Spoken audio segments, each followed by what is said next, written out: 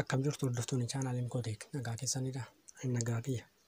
Har'a barumsa ajaa'iba tokko nuti ni qabadde dhufee gara barumsichaatti osoo hin darbin warri chaanaal kanaaf haaraa taatan sabiskiraayib godhaan siin jedha.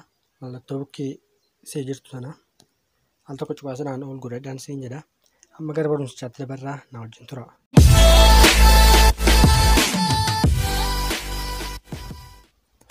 Hayyeegaa kunoo har'a aappiin isinitti agarsiisu aappii kanarra jechuudha.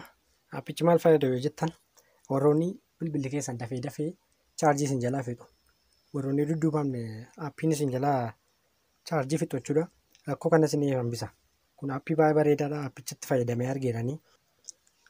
Aappii kana eessaa arganna warri jettanii liinkii isaa diskiripshinii irra isinii kaa'eera. Isaan galtanii buufachuu dandeessu. Diskiripshinii jechuun barreeffama viidiyoo kana gaa isin tuqxanii sagara jalaatiin isiniif dhufa yookaan immoo warri isaan isiniif buudidee telegiraamii keessa seenuudhaan Mikoostor boot jettanii yoo barreessitanii Mikoostor bootii keessaa lixxanii aappii warra viidiyoo isaanii hojjenne kan jedhu keessaa barbaaddanii buufachuu dandeessu. Amma gara aappichaatti seenna.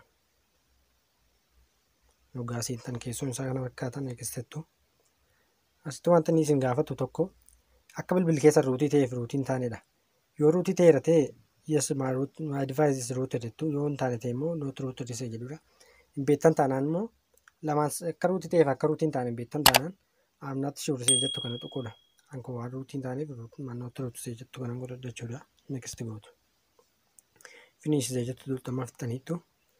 Amma gara aappichaatti fayyadamuuf jechuudha mallattoo eda'uu jirtu kana tuqxu. Asitti gaa wanti isin gootan tokko keessa deemtanii aappicha hundasaa itti bubuutu jechuudha. Sanaan booda erga hundasaa akkasitti irra kakaattanii raattanii jechuudha. Kunoo asii mallattoo raayitii kana tuqxu. Mallattoo raayitii gaa isin tuqxan kunoo gara kanatti isin dabarsa. Asii immoo wanti inni agarsiisu kunoo asii abirne. Kunoo asii abirne warri inni jedhee aappii gara gadiitti tarreessee erguuni warra dudduubaan chaarjii fixaan jira jechuudha. Warra inni asii niittu abirneet jedhu kun immoo warri isin akkasii warra dudduubaan bilbila keessan irraa chaarjii fixaa jiranidha jechuudha. Kana balleessuuf immoo al sekondii 2 godhatanii turtu. Erga irra goggodattanii booddee asii mallattoo zadii jirtu kana al tokko cuqaastu. Eeyyama laattuuf sanaan booda.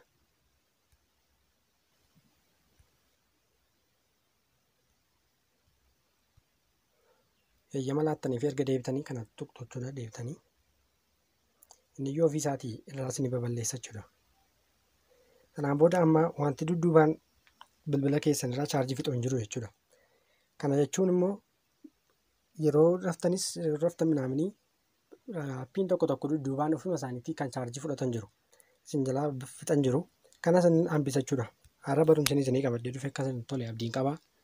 Maal akkan isinii qabaddee dhufu barbaaddu yeroo dhiyootti koomentii irratti nu balleessaa. Sabiskiraayib gochuun dagatinaa, sheer godhaa, laayik godhaa, viidiyoo kanan isiniin jedha. Amma viidiyoo biraadhaan wal agarrutti nagaan naa tura.